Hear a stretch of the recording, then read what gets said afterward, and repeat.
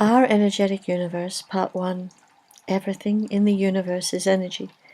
When we look around the room or outside, everything we see is pure energy becoming or that has become matter. Even what we feel or say is energy. Our body is energy, and our thoughts and emotions are energy. We live in an ocean of energy which is constantly moving, changing, and transforming, even though it often feels like and seems like it's static. The most amazing fact is that all this energy never dies. It only transforms into something else. Just think of our body. It's born, lives, and finally dies. Then it returns to the earth, decomposes, and in time becomes or is used by something else. Einstein said, energy can't be created or destroyed. It can only be changed from one form to another. He also said, concerning matter, we've all been wrong. What we've called matter is energy whose vibration has been so lowered as to be perceptible to the senses. There is no matter. Here we have how the energetic and spiritual universe works. In the drawing above, we can see how our soul creates this energetic universe and everything in it and on it. Looking at the two cones, we can see the one on the right is the cone of our oneness, soul, never-ending stillness, and in other words, our source. The one on the left is the cone of energy becoming matter and expanding through the tunings in the forms of experiences that we draw to us. So we push an energy forward, it moves forward, creates a thought, emotion, or an experience. We digest it, that energy goes back and makes the enlightenment, the soul, the oneness, more expanded. What we haven't finished digesting on that energy is held, like that represented in those balls, and the ego keeps projecting it forward so we can finish all the different pieces on that particular ray. Then all that goes back, and then in time, then everything feels much easier. In time, another piece is generated forward. So it always happens in accordance with our energy patterns and what the soul has decided to expand in this life. Our consciousness projects a ray of energy. The deep stillness or blackness pushes forward a thought of a particular note of frequency. This becomes white light, which splits into yin and yang, and then into a prism of energy, as it manifests all matter, individual, world, and universal. It also manifests all our emotions and thoughts. So all matter is the same. Every soul, whether it's a plant, rock, animal, or human being, begins initially as a thought in the universal spirit. It's projected through dimensions, and a vehicle to use to expand our soul is created. This uses strings of energy from the soul, which draw to them strings of energy from the earth. Then when it's gathered enough light, it discards this body or vehicle and moves back into the pure, exquisite, complete energy of its source, moving inwards into who it is, who it's always been. The source of everything is an ocean of pure, vibrant, joyous energy, which has always been under any struggle and suffering in our lives and in the living of our lives. The ancient ones tell us that our human body and all of its energy fields, its channels, and all of its power points form a microcosm of the macrocosm of the universe. We are complete with our own heaven and earth and all of its weather, emotions, and its ecosystems, the organs, its rivers, the blood, its minerals, the bones, and its oceans, cellular fluids. Every part of the inner and outer body is created by and emits a river or rivulet of energy and creates an energy field which pulses at a particular frequency and regulates its own internal energy currents. We are influenced by everything around us and in the universe, from the wiring in our home to geological formations, buildings, other people, even oceans, continents, and stars, and other people's thoughts. We are empowered when our energy fields are in harmony with the natural balance of nature and the cosmos. We fall out of balance when we lose this connection or when we're around artificial energy fields like power lines, microwaves, and cell phones. When this happens, the natural oscillations of our energy field become unbalanced. Our energy field is a microcosm of the cosmos too.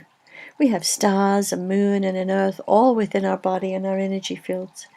Our head is the positive yang pole of energy of the heavens or space, and our sacrum is the yin pole like the earth. and the spine links these poles in our body. The central and governing acupuncture meridians do this for our energy field. There are energy centers within our field called chakras. Each of these vortexes vibrates at a particular frequency, and when balanced and open, acts like a suction tube, in a sense, and draws to them the matching frequencies from the cosmos.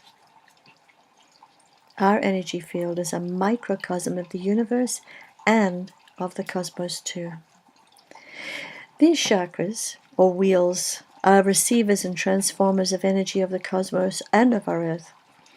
This interchange happens naturally when we're balanced and in direct contact with our Earth.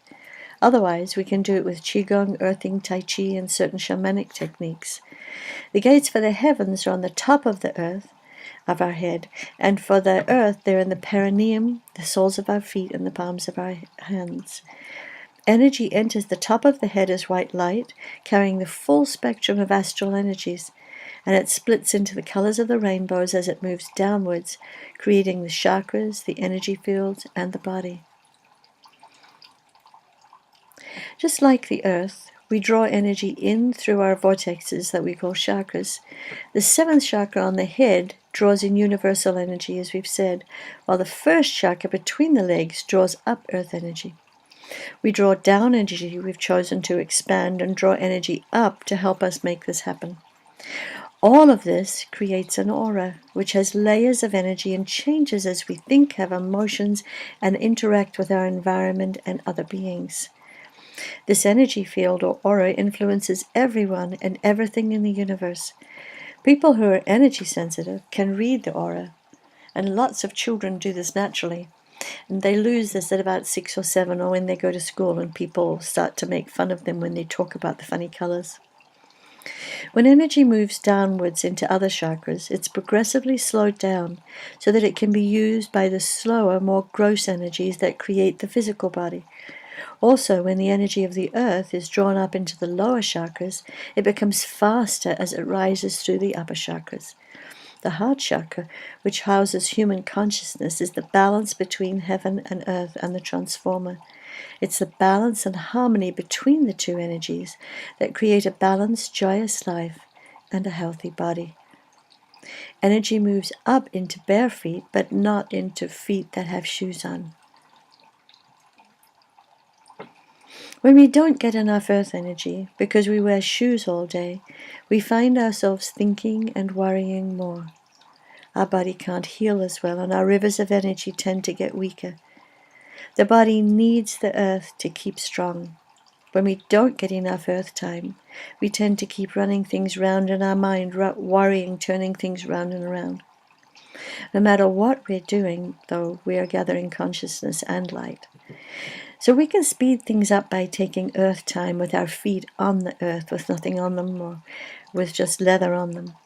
When we do this, we can digest our experiences better, and we don't need to keep recirculating our experiences, thoughts, and emotions as much. Our body's energy system is actually also an organizing field. It organizes energies and elements within it and integrates organic systems that we create to sustain life within our body and our mind. It organizes the atoms and DNA according to the design the soul has created for this life. We can then maintain a strong material form, but just as long as we maintain a state of dynamic polarity, yin yang, and constantly recharge and rebalance our energy and physical systems. It's also important to realize that everything in the universe, from atoms to cells to our bodies to the galaxies, operate according to natural rhythms and cycles, which are determined by energetic laws of the universe. Here, this is a cycle of creation. Before there was anything manifest, there's this deep, dark stillness which is always here inside us, deep inside us.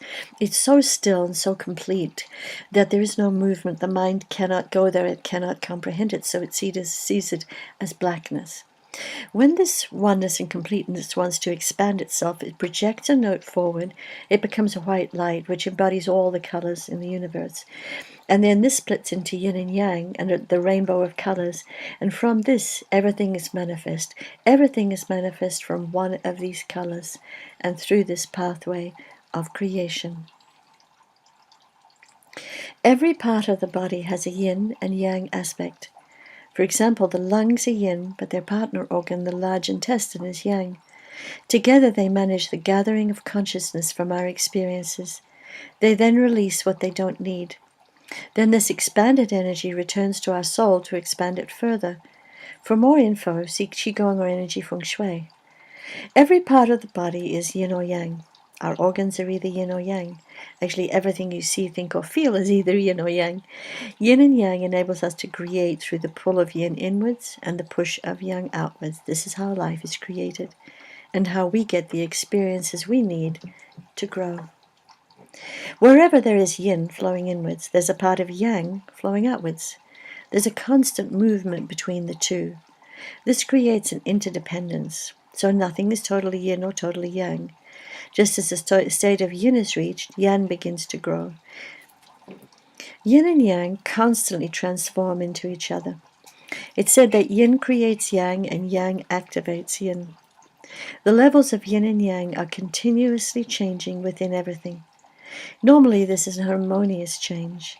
However, when yin or yang are out of balance, they affect each other, and too much of one can eventually weaken or consume the other. This is where all illness emerges from. The balance between the two is the balance of life expanding itself harmoniously. As the sun yang sets, the moon yin rises. This is the cycle of life. Everything on the earth becomes dark and slows down to regenerate in yin. Then as the sun rises, everything awakens and starts its day. This is yang. These cycles of energy, which move from stillness to activity and back, create all life and parts of life within and outside us and on the earth.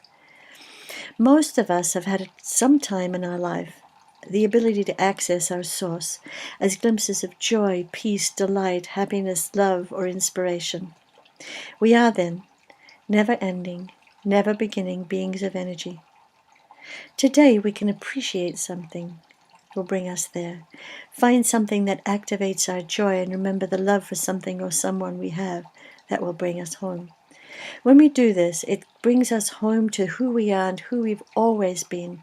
We're always this, even when we're suffering and even when we're struggling. This place of home is always under all of the stuff that we're going through as we're expanding. We are joy, love, peace, and total completeness. This is the end of part 1.